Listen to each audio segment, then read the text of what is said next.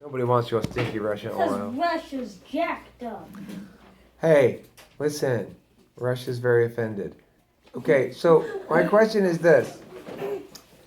We have learned that oil prices are going what? Up or down right now? Shelly? Down. Is that because the sanctions are having the sanctions are making it such that there's more oil to be sold on the open market? Joshua? No, because there's like lag between the movement of stuff, you know? That's a terrible, horrible explanation. Gabriel, give me a better one. It is a lag between the actual price and the event that people are changing the price. Why? Phoebe? So, can I explain the lag? Or? Yeah, I want to know why it lags. Why would the price lag behind? If I suddenly stop producing as much oil, why does the price not go up right away? Okay, so, I have time to. So, first, the lag is when they actually stop selling it to us, but the oil actually has to go to, the market. And there's a lot of steps in between that lags at each. I want two concise answers, though. One is the futures market, and two is the reserve.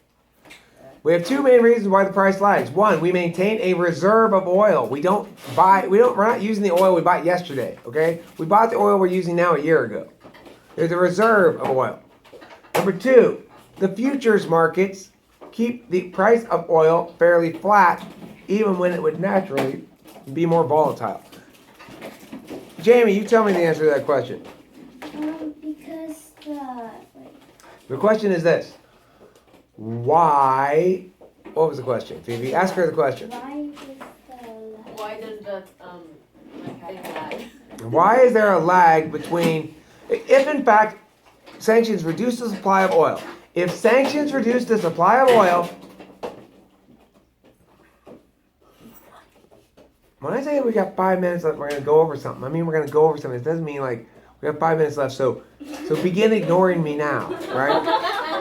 Cough, other kids over there. I'll give that instruction one day just to see. I'll be like, hey, it's exactly the same as usual. It doesn't really matter whether I say, we got 5 minutes left, we're going to do this, or whether I say, we got 5 minutes left, so begin ignoring me now. They behave exactly the same way. All right, now listen.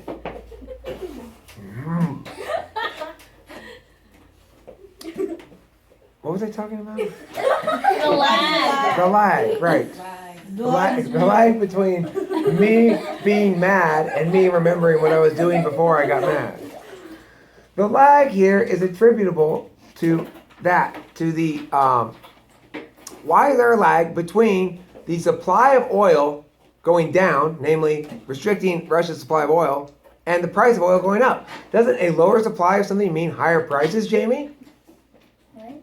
What are the reasons? I want two distinct reasons, Claire. Because the reserve. The reserve is one reason. What's the other one, Matthew? The futures market? The futures market. Oh, the futures market. No. I thought you said the futures market. Yes, Joshua? Like commodities market. Well, the commodities market the futures market is what we want to say, because the commodities market is, some of them have futures market on them, some of them don't, depending on the nature of the commodity. All right, so look, how is it possible, Ivan, that higher gas prices don't dissuade people from buying oil and instead make it more polluting? How is that even possible? Because not the prices of the oil is going higher because we have the rest of it. Well, we're using the other type of oil which causes more pollution. So then. Why does it cause more pollution? Is it different in the car, Gabriel? No, it's different in the process of changing the original fossil fuel into the gas that we use. Why are energy markets not price sensitive? Jamie? Ivan?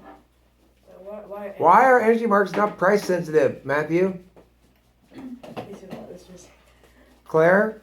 Because we don't say that, I don't want to go to this place because gas is really expensive right now. In other words, most of the ways in which we use energy are not optional. Some of them are. We can choose to leave the heater off and put on an extra sweater. We could choose to remember always to turn the lights off when we leave a room, that kind of stuff. But for the most part, our energy uses, we're not going to choose to, oh, well, I'm not going to use any electricity at my house between the hours of 7 p.m. and 4 a.m. What would happen if you made that rule? Well, everyone would break it instantly because nobody wants to not have electricity, right? It's like, do I want to be able to use my computer at home? Yeah. Does that mean I'm going to use some electricity? Yeah. That's unavoidable. If the electricity price goes up, I might choose to adjust some behaviors, but it's limited. I'm not going to stop going on the computer.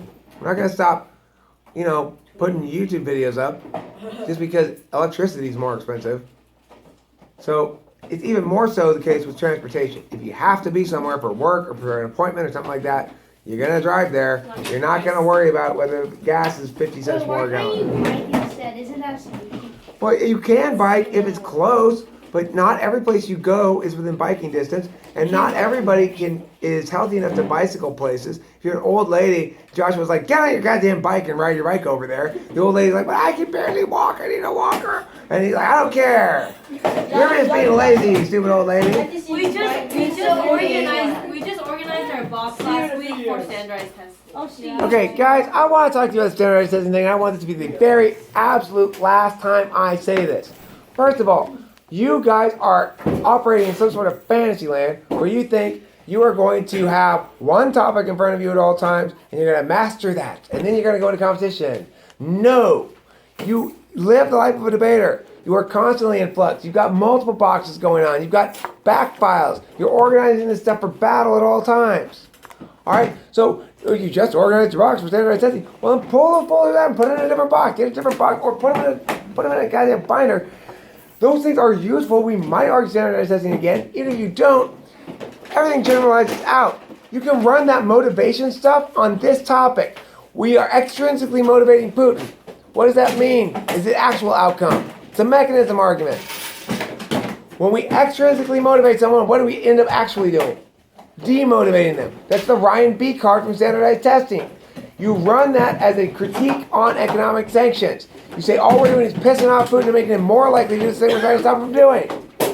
So don't you complain again about the standardized testing topic. I don't want to hear the word standardized testing from any of you. That's it. We're done. Thank you. Have a good evening. So you have on videotape. Yeah. Can you tell by because I'm on? Is that what you can tell? Like I'm acting a little bit? Yeah. Okay. I'm on. You gotta be on to get me. Oh my God! Hey, Joshua. That wasn't me. Hey, Joshua. No, Joshua. What was you is the exceedingly loud screaming. You need to take yourself, your voice, and your body out of this room right now. You are too loud. I do not want to hear you. I do not want to hear you. Take yourself, your body, and your voice out of this room. Get burned. Ivan, same instructions apply to you. Thanks so much for watching this calm and relaxing episode of Talking with Famous People. Talking with crazy people. Now, if you're like me, you like nothing more than spending an evening discussing the impact of economic sanctions upon Russian oil supplies, oil prices globally, and climate change. Not to mention America's dependence upon foreign oil. Wouldn't you agree, Joshua? Yes, 100%. Yes, 100%. Yes. We have full agreement on this. Yep. There's nothing more fun than talking about economic sanctions. And yelling at Joshua. And yelling at people.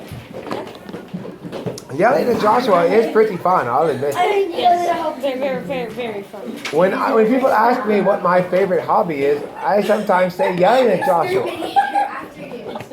I call you randomly at home.